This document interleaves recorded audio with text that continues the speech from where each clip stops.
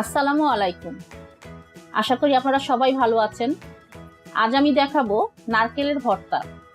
খুব সহজেই ভর্তাটা করা যায় এবং খেতে অনেক মজা।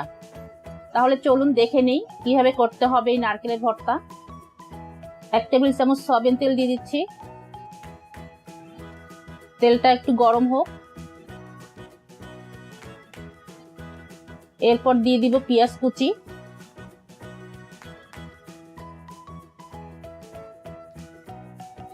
পেঁয়াজটা একটু নেড়ে চেড়ে নিচ্ছি। এরপর দিয়ে দিব কাঁচামরিচ। ঝাল আপনারা আপনাদের পছন্দ মতন দিয়ে নেবেন। একটু ভেজে নিচ্ছি।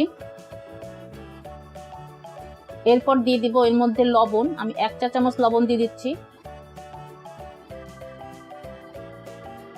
একটু ভেজে নিতে হবে। এরপর দিয়ে দিব নারকেল। আমি 1 কাপ নারকেল নিয়েছি। এখন সবগুলো খুব ভালোভাবে নেড়ে নেড়ে ভাজতে হবে।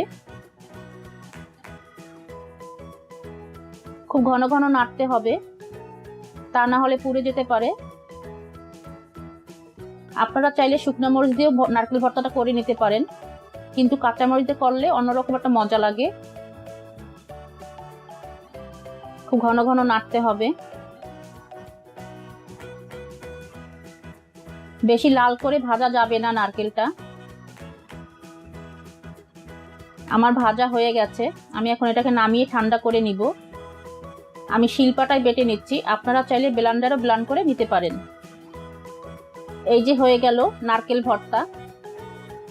এটা গরম ভাত দিয়ে খেতে অনেক বেশি ভালো লাগে, আবার পানি ভাত দিয়ে ওটা খেতে ভালো লাগে।